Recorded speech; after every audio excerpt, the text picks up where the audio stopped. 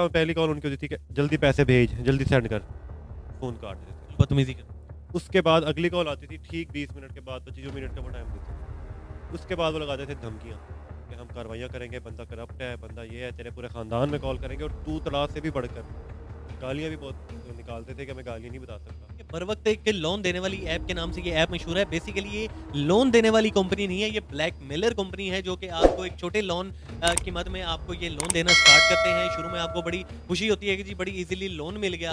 जब आप लोन ले लेते हैं तो आपको 2-4 दिन में ही ऐसी धमकी में कॉलें और बदतमीजी वाली लैंग्वेज में आपको ये कॉलें करना स्टार्ट कर देते हैं। कॉल्स के बाद आपका जो डाटा है मोबाइल से वो सारा ये चोरी कर चुके होते हैं। उसके बाद आपको उस लिहाज से भी ब्लैकमेल किया जाता है और सूद इतना ज़्यादा ये लगाते हैं कि डबल से भी ज़्यादा होता है। सब्सक्राइब कीजिए हमारे YouTube चैनल को और साथ ही बेल आइकन को दबाकर ऑल नोटिफिकेशन पे क्लिक कीजिए हमारी वीडियो सबसे पहले देखने के लिए।